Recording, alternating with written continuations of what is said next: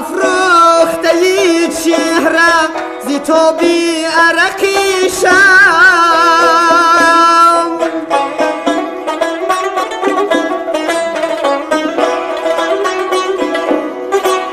در کلبه ما آتشی دیگر زده ای باز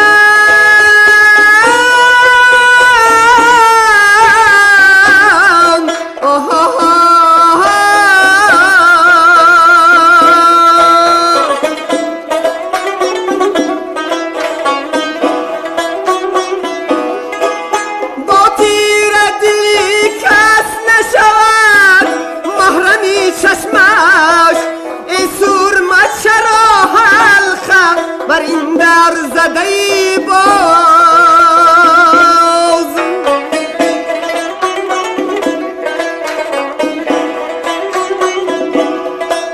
بی دل زی فروغی گوهری نظمی جهان تو دامن به چراغی مهو اختر زده ای باز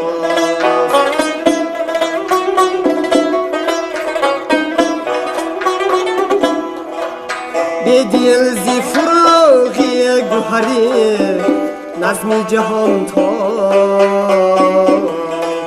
دامن به چراغی مهو اختر زده باز دامن به چراغی مهو اختر زده باز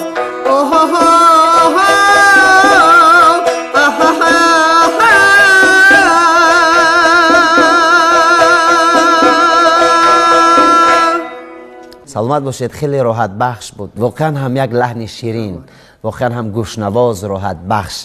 تشکر به خاطر سراییدن سرود. تاجیکستان سرزمین آبها، سرزمین باغهای دلربا.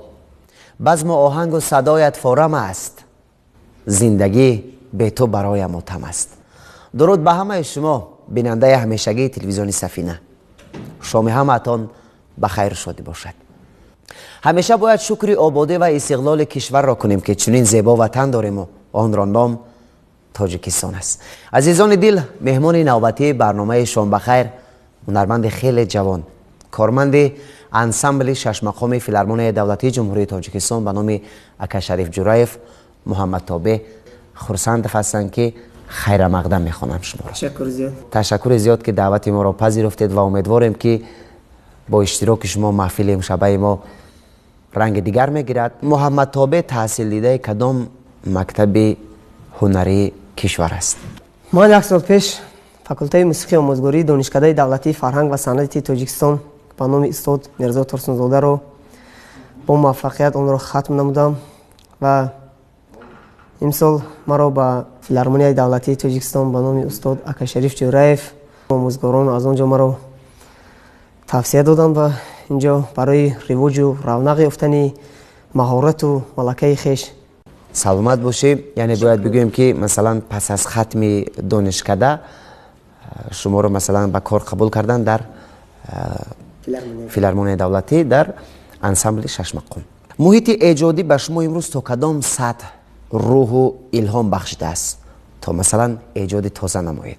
در فیلارمونی دولتی همه روزه در جاده صنعت نواختن اسباب‌های موسیقی و سرود خواندن همه روزه مشق میکنیم برای رواج و رونق دادن هنر خویش، ملکه خویش، تا که ذره هم باشد به صنعت و فرهنگ ملت خویش سهمگذار باشیم.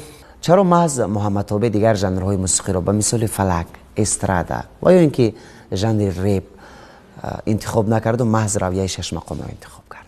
من از خودم خیلی توجه خاصه ظاهر میکردم که صنعتکاران اصیل از جمله فضلالدین شهابوف، شاهنظر صاحبوف، برنا اسحاق و شادروان مدینه هاشم، شادروان ظفر ناظموف. خب باید بگوییم که تاثیر مال خوب است و ایجاد مثلا هنرمندان کسبی کشورمان طوری که مثال آوردید شما رو مثلا به این رویه وادار ساخت. دوست داشتید و امیدوار هستیم که موفق میشوید. تشکر زیاد محمد تابع برای پاسخهای صمیمی و اکنون بازم فرصت آن رسیده است که یک ترانه دیگر بسرایید تا اینکه مردم ذوق بردارند و دل نکنند از تماشای ما و شما. مرحمت.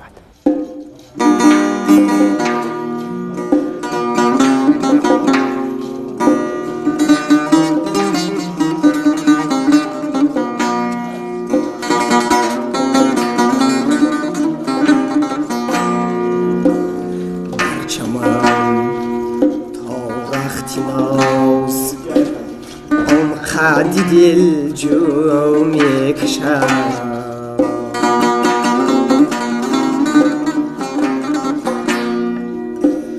در چمن تا رخت ناز آنقدر دل جو میکشم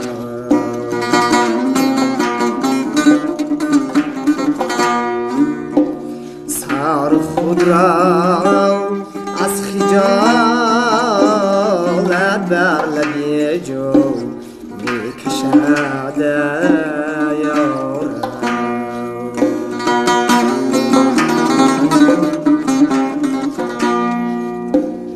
بلبلی شورده از گلزار پهلو میکشد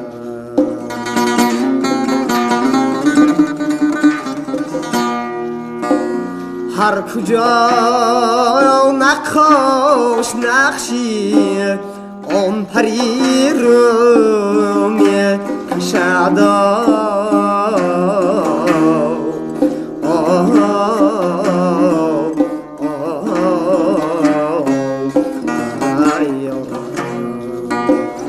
در بزلفی عنبرش نبد رسد کشادم یارم گر بزلفی عنبرش نبد رسد کشاده یارم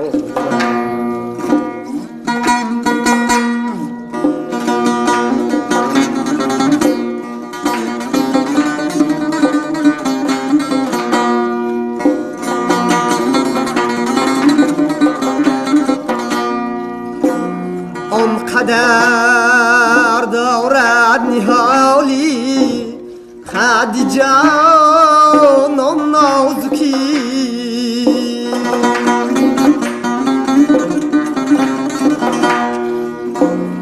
بس لطافت محوی و گردید و حیران نازکی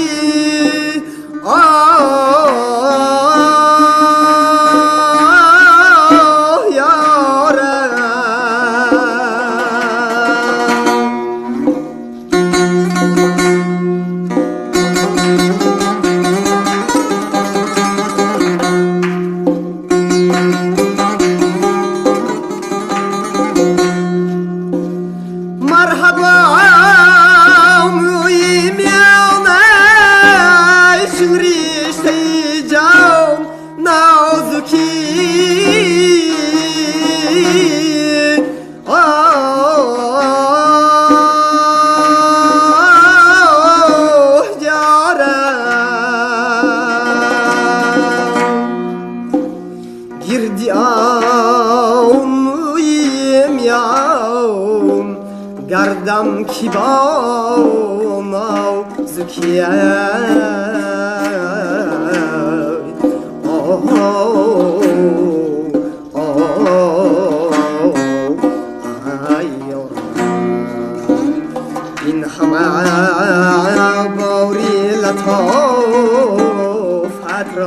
یک مو میکشد جان این همه باری لطافت را به یک مو میکشد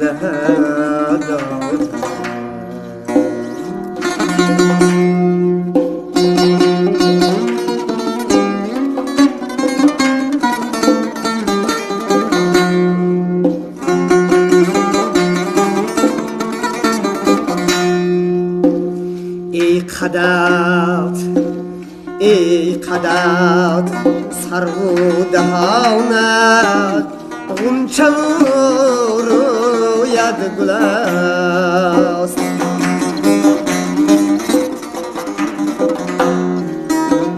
نکهتی زلفی پری شادی تو رشکی سنبل است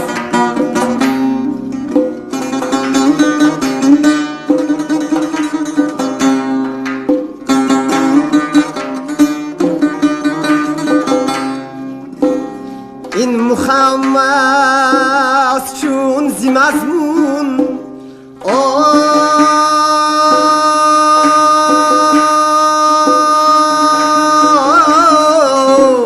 ای یاره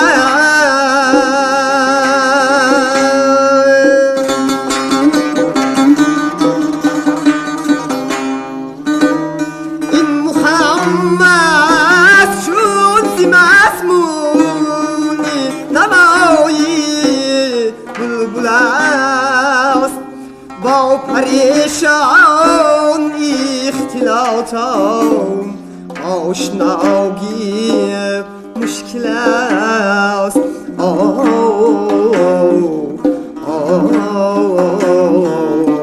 شام جبری را از بحری سو میکشد شوکتی شیرین سخن مو از دلی مو میکشد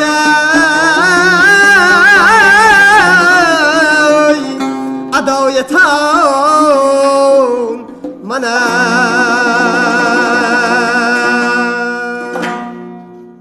سلامت باشید. خیلی راحت بخش بود و امیدوار هستیم که محفل امشب ما پسند بود برای همگان.